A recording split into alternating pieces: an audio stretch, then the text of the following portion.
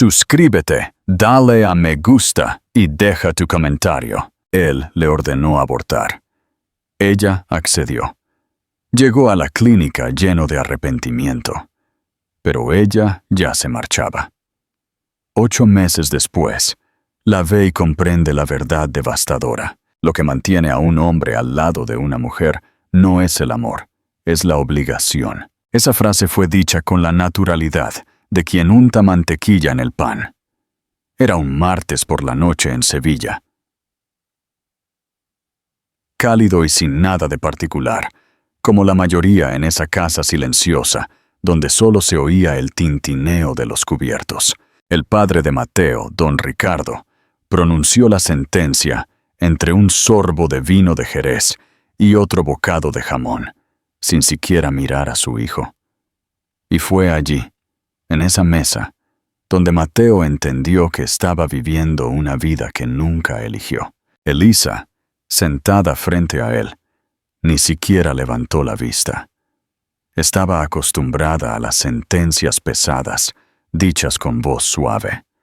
Las palabras dolían, sí, pero ya había desarrollado un callo. Simplemente untó mantequilla en su pan, con la mirada baja, y se preguntó por qué seguía intentándolo. Dale a me gusta a este video, suscríbete a nuestro canal y comenta tus primeras impresiones aquí abajo. Parte 1. El espacio. Entre dos silencios. Se casaron jóvenes. La gente del barrio decía que estaban enamorados. Pero Mateo, en el fondo, solo se casó porque su padre decidió que era hora. Porque Elisa era una buena chica, con manos limpias y unos ojos demasiado dulces. Elisa lo amaba. De verdad. Amaba sus silencios, su manera contenida, incluso los defectos que todos los demás criticaban. Ella creía que con el tiempo, su corazón despertaría. Pero el tiempo no despierta nada que está bajo llave. Mateo, por su parte, sentía que el amor de Elisa era demasiado, que lo ahogaba. Su amor vivía en el pasado, en un nombre que guardaba bajo la lengua como un secreto ardiente. La casa que compartían, con olor a madera quemada y a la flor del naranjo, solo dejaba entrar ausencia. Elisa se movía por la casa dejando pequeñas notas de amor en los bolsillos de sus camisas. Notas que él guardaba, pero que nunca respondía. Mateo sentía el peso de las expectativas, y aunque culpaba a Elisa, en el fondo sabía que el problema. Su padre dijo que un hombre de verdad traga su dolor y sigue adelante. Y Mateo se lo tragó todo. Se tragó a Elisa. Una noche, regresó más tarde de lo habitual. La encontró sentada en el sofá. «Creí que no vendrías», dijo ella, sin reproche. «Ya estoy aquí», fue todo lo que respondió. Se quedaron allí, dos cuerpos silenciosos, respirando despacio. Su matrimonio se dibujó con largas, dolorosas, profundas pausas, y por esa misma razón, ambos lo sabían. Algo estaba a punto de cambiar. Parte 2. El último gesto. Una noche mientras cenaban, la tensión se rompió. Él dejó caer el tenedor sobre la mesa y dijo: «Quiero el divorcio». «Nunca te amé», continuó él. «Mi corazón siempre perteneció a otra persona». Ella se quedó quieta. No lloró. No gritó. Solo tomó una respiración profunda, se levantó y llevó su plato al fregadero. Él observó, confundido por su falta de reacción. 2 días después, llegaron los mareos, la náusea. La prueba dio positivo. Ella lo esperó en el centro de la habitación. «Estoy embarazada». Él se congeló. Y luego, la explosión. «Deshazte de él. Yo ya me he ido. No me quedaré por un error. Yo no lo elegí». Ella no suplicó. Simplemente respondió: «Está bien, yo me encargo». Esa calma hizo que él suspirara de alivio. Creyó que ella había entendido. Pero lo que él nunca vio fue que detrás de esa calma había algo más. Un plan, Un amor que ahora era solo de ella. Pregunta clave. ¿Creéis que, al permitir que él creyera la mentira, Elisa fue cruel? ¿O por el contrario, fue la única forma de proteger a su hijo y a sí misma de la toxicidad de Mateo? Comentad vuestras opiniones. Mateo siguió con su vida, bebiendo y riendo fuerte, como si todo fuera sencillo. Pero no sabía que la mentira más grande de la historia estaba a punto de comenzar. Elisa ya no era la víctima, era la autora. Y comenzó a reescribir su destino. En la madrugada, se fue de Sevilla sin hacer ruido. Llevaba una pequeña maleta y la última fotografía de su matrimonio. No por nostalgia, sino como recordatorio de lo que nunca volvería a ser. Su destino era un pequeño pueblo aislado en Almería.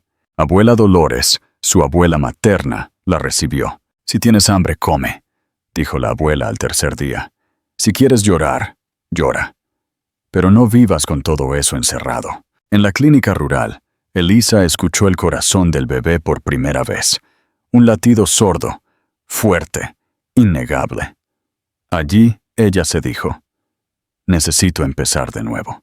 Para protegerse de las miradas, inventó una mentira. «Lo perdí antes». Todos creyeron que estaba recuperándose de una pérdida. Y sí, lo estaba. Solo que no era la que ellos pensaban. Llegó el día que agendó la cita para abortar. En la noche, le habló al bebé sin palabras. «Si vas a nacer en un mundo donde nadie te quiere, es mejor que no sea ahora». Pero su corazón latía, insistente. Esa misma noche, Mateo soñó que ella salía de la clínica con las manos vacías y los ojos rotos. Se despertó empapado en sudor y por primera vez sintió miedo. Condujo hasta la clínica. La encontró saliendo. «¿Elisa?», corrió hacia ella. Ella no lo miró. «Ya está». Me deshice de él. Él cayó de rodillas allí mismo, en la acera. Creyó que era el fin. Lo que nunca supo fue que ella no había hecho nada. Esa mentira fue el último gesto de autoprotección. A partir de ese momento, lo que llevaba dentro era solo suyo. Y de quien estuviera dispuesto a quedarse. Parte 3. El regreso del hijo pródigo.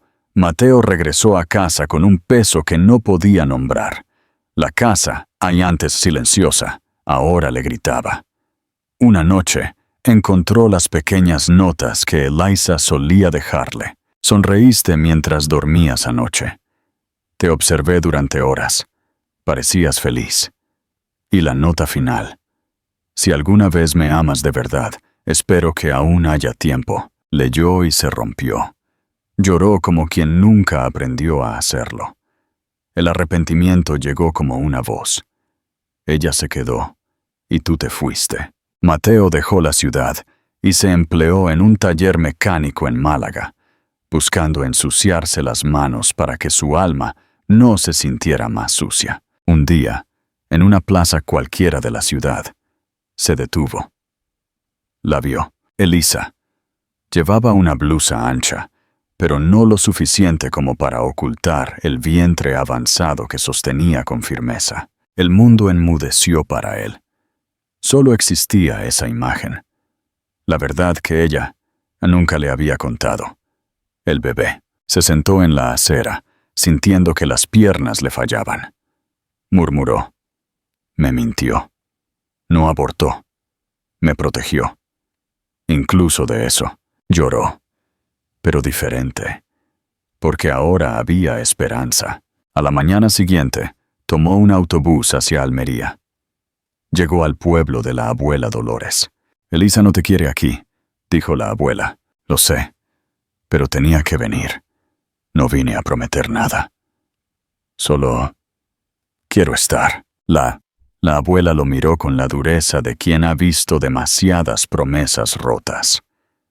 «Entonces quédate, pero sin promesas, solo presencia. Ella no necesita un hombre, necesita ayuda. Y el bebé necesita un padre». Y así fue. Mateo se quedó. Comenzó a ayudar en el patio, en el gallinero, con las compras. Días de convivencia silenciosa, tensa, pero respetuosa. Él aprendió a pedir permiso incluso para ayudar. ¿Puedo ayudarte, Elisa? Un día, ella lo escuchó luchar con el grifo del patio y soltó una carcajada. Breve, pero real. Él se giró, sorprendido. Era una señal. El silencio entre ellos ya no era un abismo, era un puente en construcción. Parte 4. Una nueva clase de familia. En la madrugada, el grito de parto de Elisa rompió el silencio. Mateo, sin zapatos, corrió. La llevó al hospital. ¿Es usted el padre?, preguntaron. Dudó un segundo, y luego respondió con todo el peso de su alma. Sí, soy yo. Se quedó a su lado, sosteniendo su mano. Ella, entre contracciones, apretó con tanta intensidad que sus dedos palpitaban. Pero él no la soltó. Y luego, un llanto pequeño, nuevo. Nació una niña. Mateo la recibió en sus brazos, temblando. «Hola, pequeña, hola», susurró. Miró a Elisa. Ella asintió levemente, como quien permite, como quien reconoce algo. No era perdón, pero era un paso. En los días siguientes, el silencio de la casa dio paso a llantos, botellas y pasos apresurados.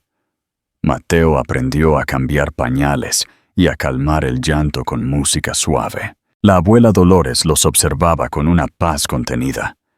Una tarde, le entregó la niña a Elisa. «Ahora es vuestra.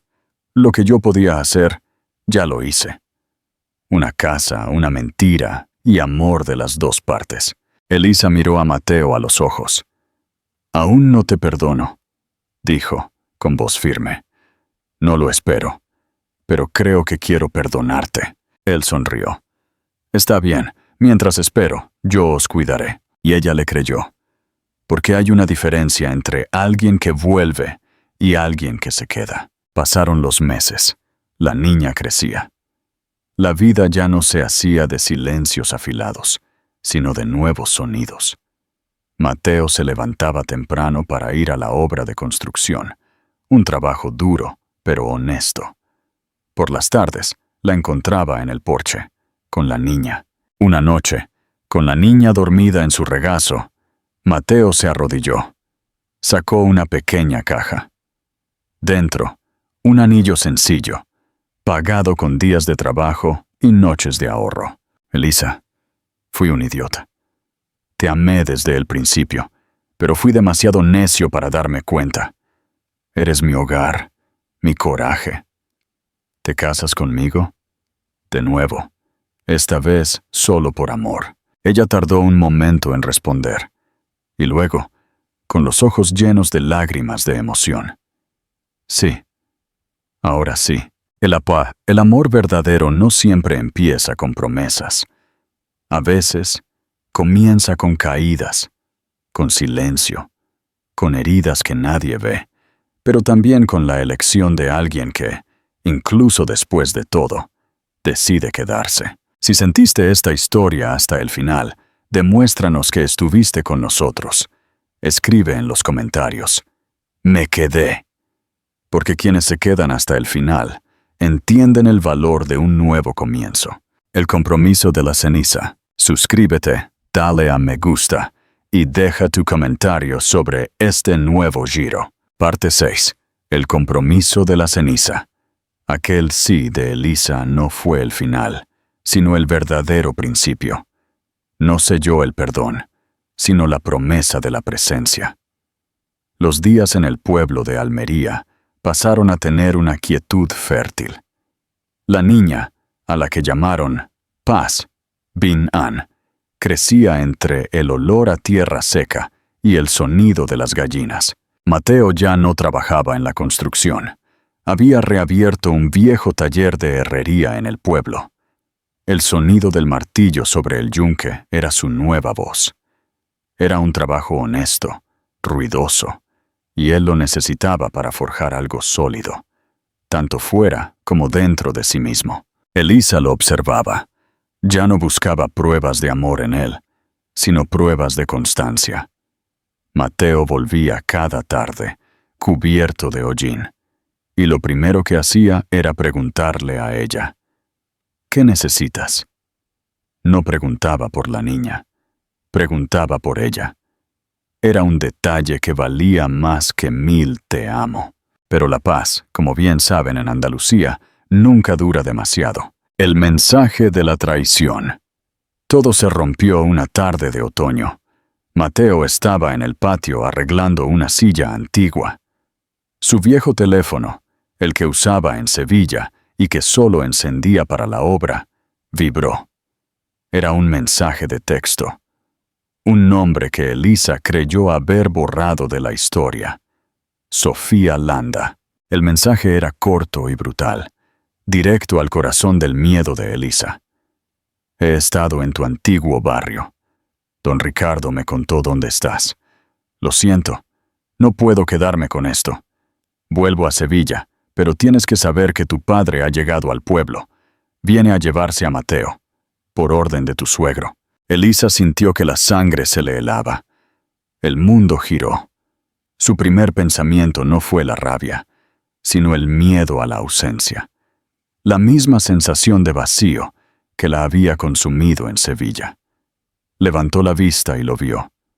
Su suegro, don Ricardo, el hombre que había dictado su matrimonio y su fracaso, estaba de pie en la entrada, bajo el umbral de la casa, vestido con un traje de lino que contrastaba brutalmente con el polvo del pueblo. «Mateo», dijo don Ricardo. Su voz era terciopelo y acero.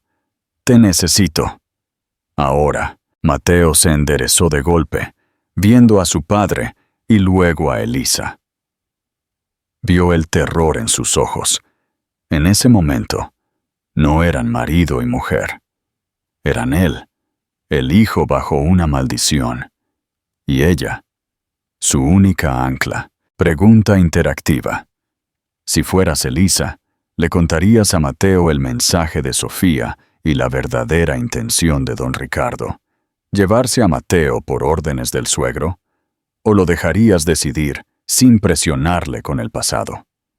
Vota y opina en los comentarios. La confrontación del hierro. Abuela Dolores salió de la cocina, con una pala de panadería en la mano, como si fuera una espada. «No tienes nada que hacer aquí, Ricardo», dijo la anciana, sin un ápice de miedo. «Vengo por mi hijo», replicó don Ricardo, sin molestarse en mirar a la abuela. «Mateo, hay problemas serios en Sevilla. Necesito que regreses.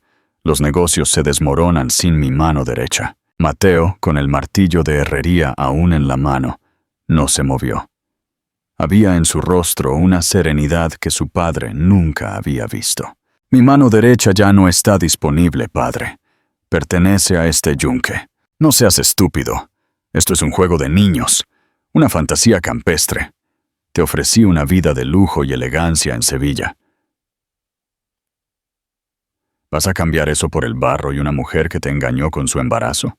El aire se cortó. Elisa tragó saliva, pero mantuvo la barbilla alta. La abuela Dolores dio un paso adelante. Mateo soltó el martillo. El sonido sordo del metal contra el suelo empedrado resonó por el patio. Dio un paso hacia su padre. «Yo le ordené que abortara. Yo la abandoné. Ella no me engañó, padre. Me protegió de mi propia cobardía. Y lo hizo sola. La única verdad aquí es que he perdido más tiempo contigo que el que perdí con ella». Don Ricardo rió, un sonido seco y cruel. «Elisa, siempre supiste manipular. Pero ni tu amor ni tu embarazo pueden pagar las deudas de mi empresa.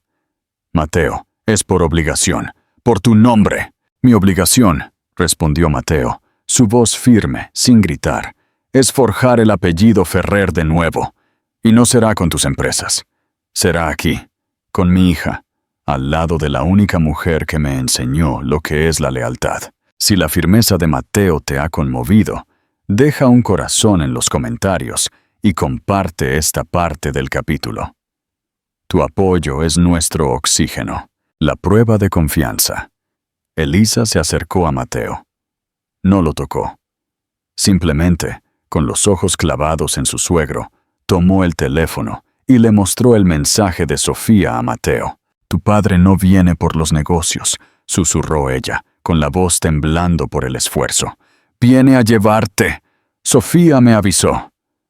Don Ricardo te quiere de vuelta para controlarte, no para salvarte». Mateo leyó el mensaje. Vio el nombre de Sofía. Vio el terror de Elisa. Y no dudó. Preguntó. El pasado, para Elisa, era un vidrio roto. Para Mateo, era un fantasma que ahora tenía nombre. Pero su reacción fue inmediata. Tomó la mano de Elisa y la apretó. Era la primera vez que ella le daba una información del pasado que podía herirlo, y él reaccionaba con confianza total. «Llévate a tu mentora y vete, padre. Esta es mi familia. Ya no soy tu hijo pródigo. Soy un herrero. Y si mi apellido se desmorona, lo reconstruiré a martillazos, pero sin tus reglas». Don Ricardo lo miró por última vez con desprecio. «Te arrepentirás de ser pobre, Mateo». «Me arrepentí de ser rico y cruel, y ya no lo seré más». Don Ricardo se marchó, su figura de traje desapareciendo en el camino polvoriento. Parte 7. Un nuevo legado. Elisa y Mateo se quedaron solos en el patio, el silencio más profundo ahora. Él se giró hacia ella, con el rostro cubierto de ceniza y lágrimas. «Gracias», murmuró, sin soltar su mano. «No tienes que agradecerme. Yo solo me protegí. Y a nuestra hija, sí tengo que agradecerte, porque pudiste culparme de nuevo, pero elegiste confiar en mi cambio. Eso es lo más difícil que me has dado desde que nacimos a esta nueva vida». Ella sonrió. Era una sonrisa cansada, pero completa. La verdadera paz llegó semanas después, el día de la boda. No fue en una catedral en Sevilla, sino en el patio de la abuela Dolores. Los invitados eran pocos: la abuela, Carmen y sus hijos, y el cura del pueblo. Elisa vestía un sencillo vestido de algodón que la abuela Dolores había cosido. Mateo vestía su mejor camisa y sus manos ásperas. La niña, Paz, de 11 meses, dormía en el regazo de la abuela. Al intercambiar los votos, el cura preguntó a Mateo si prometía amar a Elisa. Mateo se detuvo. Miró a Elisa. No prometo amarte, padre. Prometo merecer tu amor cada día.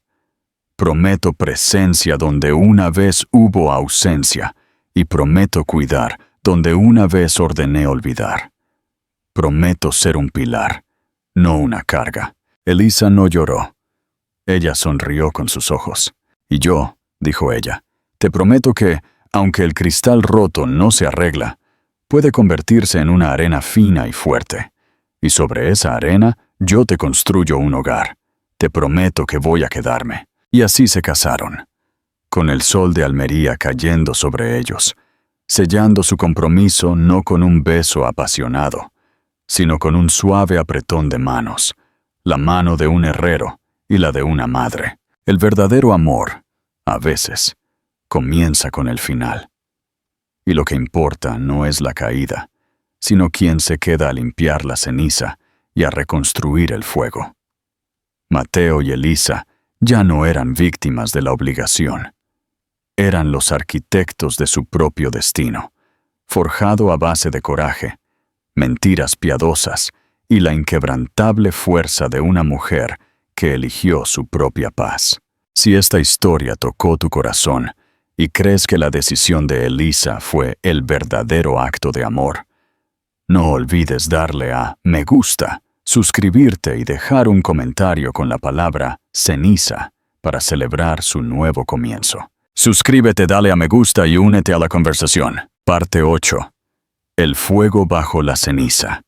Los días se convirtieron en un tejido fuerte y simple en el pueblo de Almería. La vida de Mateo ya no estaba marcada por los horarios de la élite de Sevilla, sino por el ritmo del hierro. Cada golpe de martillo en la herrería, ahora suya, era una penitencia y una oración. Arreglaba rejas, forjaba herramientas para el campo. Ya no, y en cada pieza ponía la solidez que le había faltado en su matrimonio. Elisa y la abuela Dolores observaban su cambio. La abuela había vuelto a coser sin prisas, y en su mirada contenida había una paz que se había extendido por toda la casa. Pero el amor, como el hierro, necesita ser calentado, golpeado y templado para ser fuerte. El anillo que Mateo le había puesto a Elisa no borró 8 meses de ausencia y dolor. La confianza había regresado, pero la intimidad era un muro frágil. La noche de las sombras. Una noche la niña Paz dormía profundamente. Elisa y Mateo estaban sentados en el porche, bebiendo té de canela. El silencio era diferente ahora. Ya no era un abismo, sino un espacio compartido. «Mi padre te ha vuelto a llamar», dijo Mateo de repente, rompiendo el silencio. Elisa dejó la taza. El sonido del golpe seco sobre la mesa resonó. Era una prueba. Mateo no tenía por qué haberle contado. Podría haber contestado en privado, como antes. «¿Qué quería?», preguntó ella, sin mirarle, con la voz plana. Quería que firmara la venta del antiguo apartamento en Sevilla. Quería un último favor. Le colgué. Luego borré el número. Mateo esperó. Él sabía que Elisa necesitaba algo más que la acción. Necesitaba la razón. «Doctor, lo hice porque ese apartamento es donde intenté convencerte de abortar.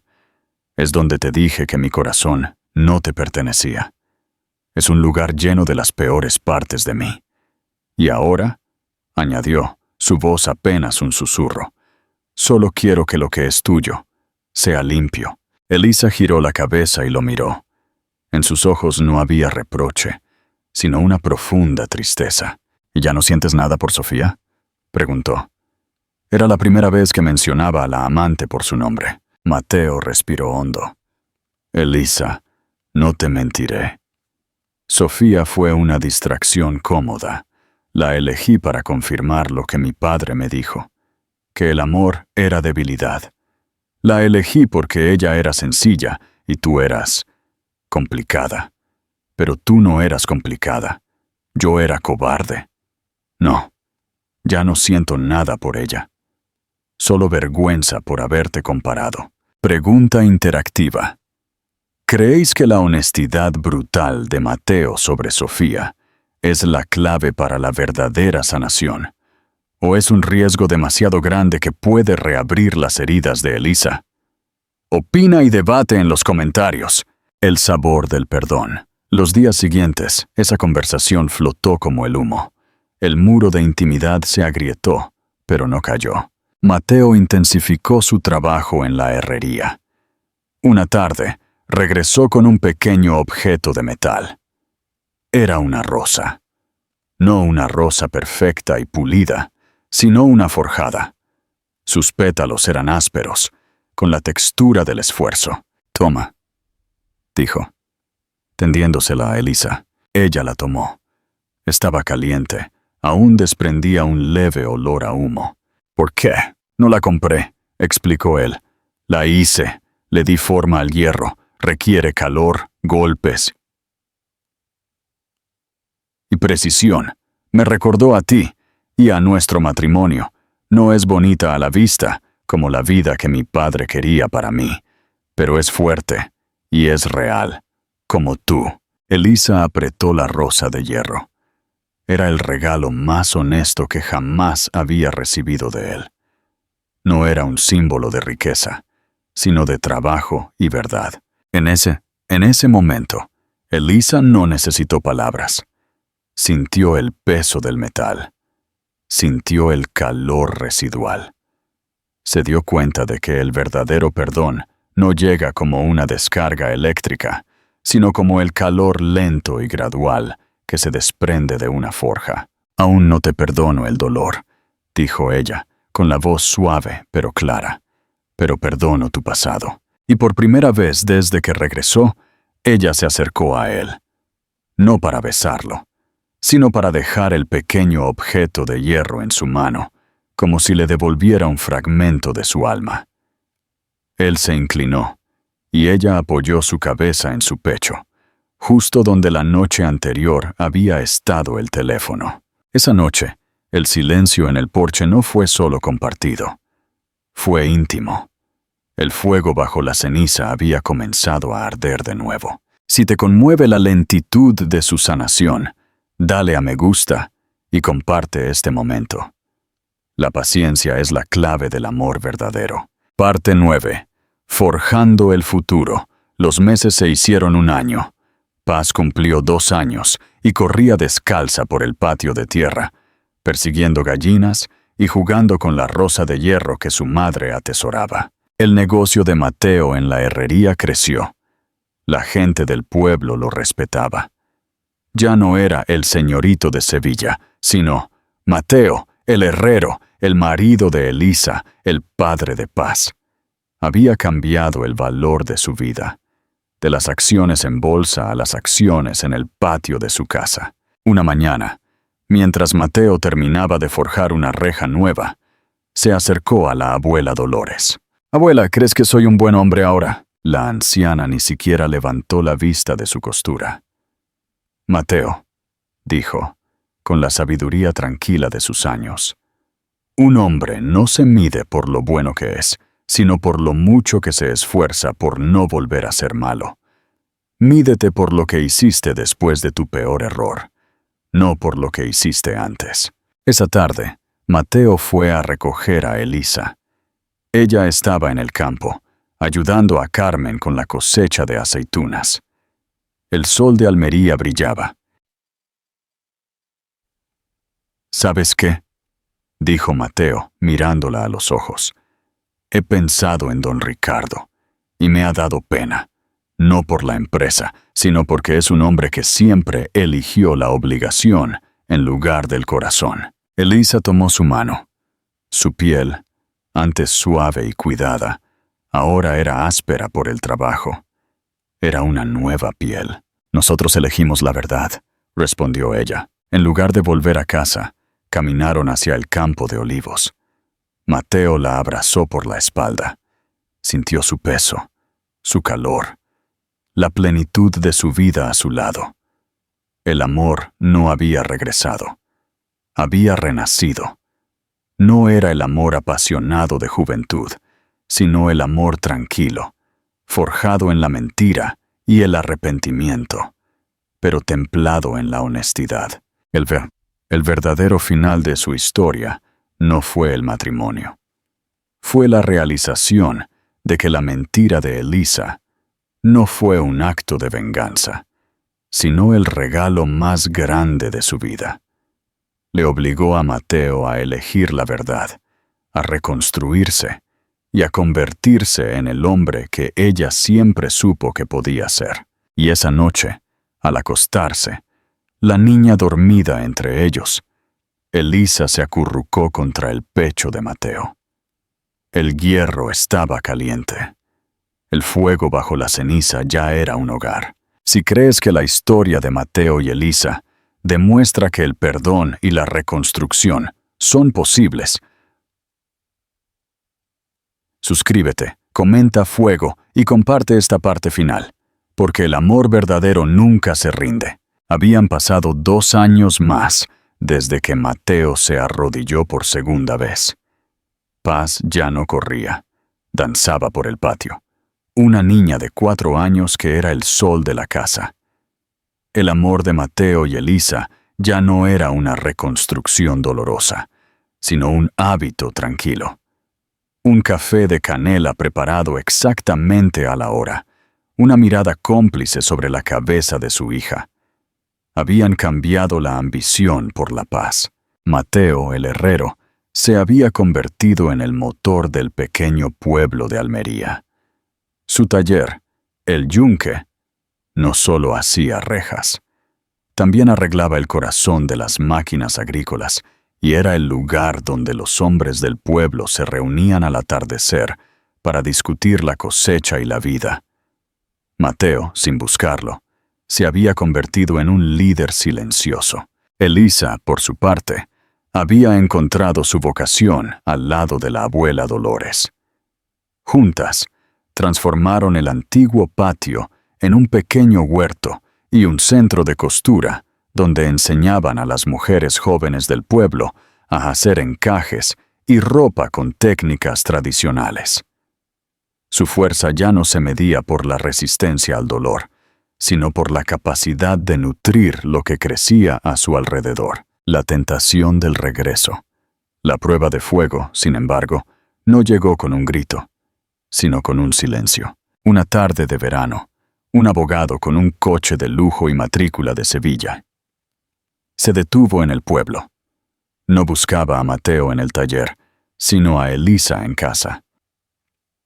«Señora Ferrer», dijo el hombre, con el tono pulido de la capital. «Vengo de parte de don Ricardo». Elisa le invitó a pasar al porche. «Don Ricardo está anciano y enfermo. La empresa de la que huyó Mateo está ahora a cargo de un consejo.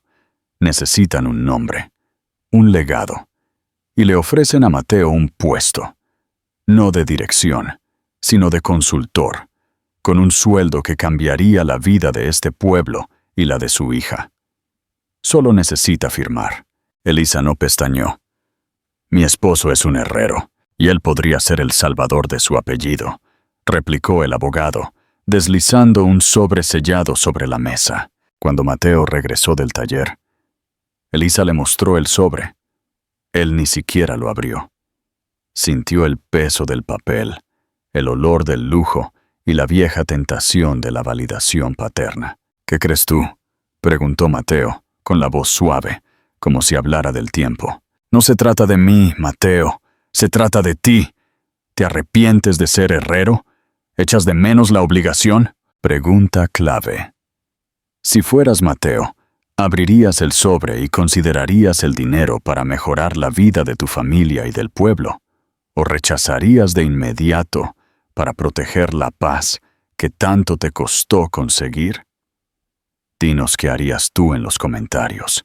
El valor de la paz. Mateo tomó el sobre, lo llevó a su taller, lo dejó junto al yunque. No lo abrió durante toda la noche. Al día siguiente, Elisa lo encontró allí, contemplando el sobre y el fuego de la fragua.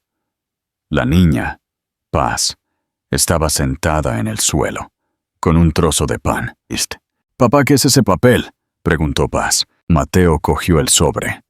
Miró el sello de cera de Sevilla. Luego miró a su hija, la luz del sol jugando en su rostro. La niña sonreía con una paz despreocupada que él mismo había ayudado a forjar. Y entonces, Mateo hizo lo inesperado. Arrojó el sobre al fuego. El papel se encendió de inmediato. El sello se derritió. El contrato de millones de euros se convirtió en ceniza, sin siquiera ser leído. Elisa se quedó sin aliento. «Mateo, no lo necesito», dijo él, con una certeza que resonaba más fuerte que su martillo. «La vida que me ofrece don Ricardo es una cadena de oro. La vida que tenemos aquí, contigo, con Paz, es una raíz. Puedo ser pobre, pero tengo que ser libre. Y mi libertad vale más que todos sus negocios». Paz aplaudió, fascinada por el fuego. «Además», añadió Mateo, sonriendo a Elisa con una ternura madura, «ya soy un salvador, no de una empresa, sino de mi propia vida». El legado de la elección. La noticia se extendió. Los hombres en el taller lo miraron con un nuevo respeto. Mateo no había elegido el dinero, había elegido el propósito.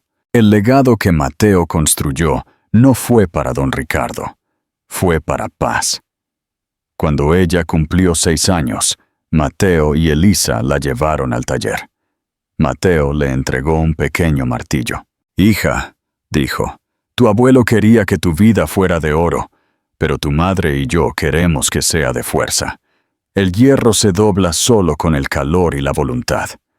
Tú eliges siempre tu propio calor». Elisa, Observando la escena, supo que su amor era ya irrompible.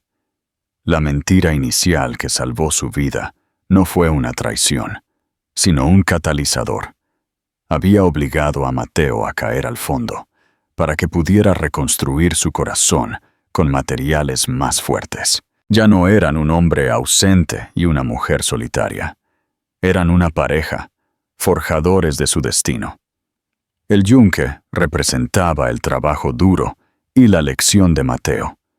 La raíz representaba el amor profundo y la lealtad de Elisa. Y la niña, Paz, era la prueba de que, incluso después de que todo se quema, se puede construir un hogar hermoso con las cenizas. Si la decisión de Mateo te inspira, suscríbete, deja un comentario con la palabra raíz y comparte esta historia con quien necesite saber que la paz es el mayor de los tesoros.